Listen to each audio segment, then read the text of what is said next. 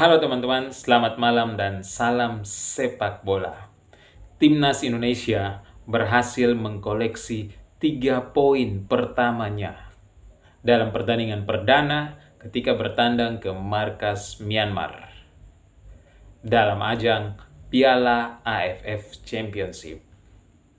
Halo teman-teman, selamat datang kembali di channel YouTube ini dan masih bersama saya, Anton R. Tentunya masih seputar sepak bola.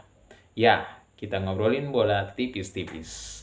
Dan dalam video kali ini, saya akan sedikit membahas tentang Timnas Indonesia yang sedang berlaga di Piala AFF. Dan dalam pertandingan perdananya, ketika bertandang ke markas Myanmar, Timnas Indonesia berhasil mengkoleksi 3 poin pertamanya. 3 poin pertamanya ini dicetak melalui lemparan dari Pratama Arhan dan dapat dikonversi menjadi gol melalui kaki Asnawi. Walaupun pada akhirnya dicatat sebagai gol bunuh diri dari salah seorang pemain Myanmar.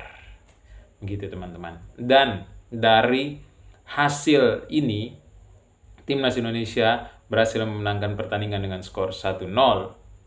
Patut kita apresiasi hasilnya.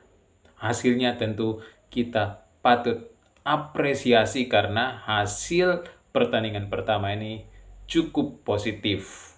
Walaupun masih banyak PR dari gaya bermain Timnas ketika melawan Myanmar. Nah, mari kita coba membahas bagaimana pertandingan berlangsung ketika Timnas Indonesia melawan Myanmar. Pertandingan yang baru saja selesai tadi. Oke, teman-teman. Kita coba review sedikit pertandingan. Menurut pandangan saya, menurut pengamatan saya, pertandingan berlangsung dengan sangat keras, teman-teman. Termasuk khususnya pemain Myanmar dengan gaya bermainnya ya bisa dibilang gaya bermain Mortal Kombat ya. Gaya bermain seperti orang berkelahi. Sangat kasar. Pertandingan berlangsung sangat kasar dan sedikit ya pemain timnas agak was-was mungkin ya. Sehingga pada babak pertama permainan timnas Indonesia sulit untuk berkembang, teman-teman. Sulit untuk berkembang pada babak pertama. Karena kita tahu sendiri, kita bisa lihat sendiri permainan Myanmar. Pemain-pemain Myanmar cenderung bermain keras dan kasar. Nah, inilah yang wajib diantisipasi oleh pemain-pemain timnas. Sehingga pada babak pertama mungkin saja ya kita bisa lihat permainan timnas pun tidak begitu bagus di babak pertama. Mungkin saja pemain-pemain timnas sedikit was-was, sedikit berhati-hati dengan gaya bermain yang diterapkan oleh pemain-pemain Myanmar. Kita bisa lihat di babak pertama permainan timnas kurang berkembang, one to touch-nya kurang berjalan, passing-passingnya ya maksimal 2 sentuhan di babak pertama itu. Setelah itu bola hilang dari kaki pemain-pemain. Gitu, teman-teman. Jadi, mungkin penyebab permainan buruk Timnas Indonesia di babak pertama mungkin diakibatkan oleh itu juga. Sedikit berhati-hati, tapi cukup diapresiasi lini belakang kita yang diisi oleh Ferrari dan Kadek. Wajib diapresiasi. Serta Pamungkas. Begitu disiplin, begitu rapi, dan tetap tenang lini belakang kita di babak pertama. Walaupun lini tengah dan lini depan kita masih kesulitan. Khususnya catatan sedikit buat Marcelino yang sedikit terlalu berputar-putar, mungkin terlalu ego ya. Nah,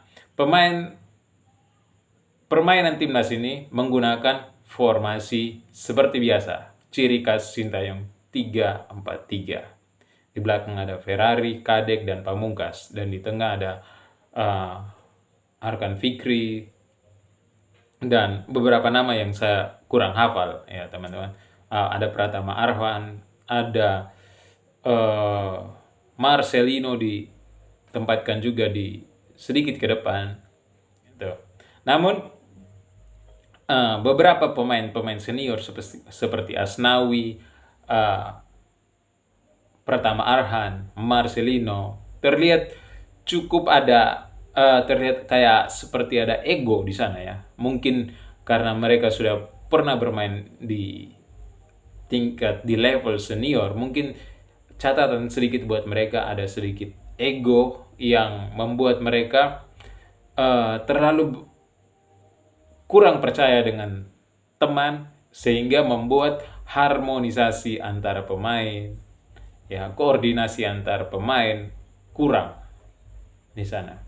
Mereka cenderung bermain individu, terutama Marcelino terlalu bermain individu. Saya melihat bahwa tingkat kepercayaan antar pemain masih kurang, dan ini merupakan PR buat Coach Sintayong sendiri untuk meningkatkan harmonisasi dan koordinasi antar pemain, sehingga pemain-pemain tidak lagi terlalu cepat kehilangan bola dan tidak terlalu bermain individu, tidak terlalu mengandalkan skill-skill individu.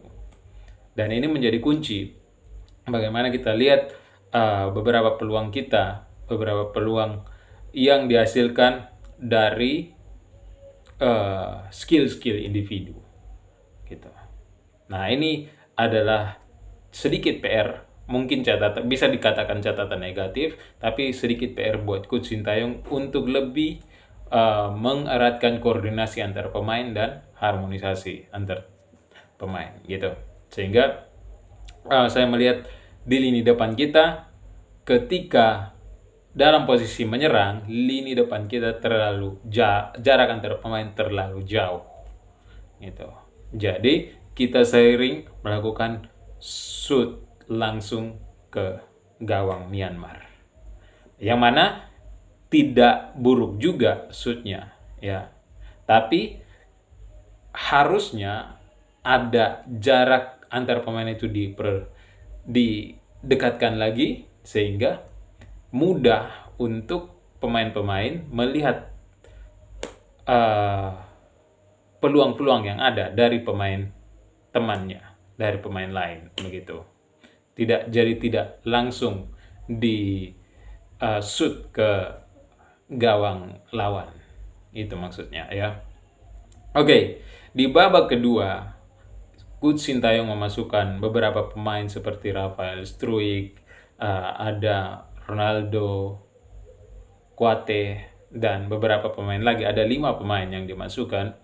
Ya, cukup bagus untuk ketika babak kedua itu kita sedikit berubah cara bermain kita, cukup positif, cukup berani memegang bola, passing, berjalan dengan baik, tidak seperti di babak pertama yang masih butuh adaptasi lagi gitu ya. Nah, di babak kedua ini cukup bagus teman-teman. Dan kelihatan juga ya, pemain-pemain Myanmar di babak kedua sedikit kewalahan, dan mungkin juga ada faktor kelelahan dari pemain-pemain Myanmar sana. Karena pemain Myanmar fisiknya mungkin menurut pengamatan saya kurang bagus kali ini. Nah, itulah yang tidak dimanfaatkan oleh pemain-pemain timnas kita, timnas Indonesia. Anak-anak asuh Coach Sintayong tidak memanfaatkan situasi itu, padahal justru saya melihat sebagai keuntungan buat timnas Indonesia ketika melihat pemain-pemain Myanmar kelelahan di sana, yang disebabkan oleh faktor fisik yang tidak mampu bermain sampai full time 90 menit gitu.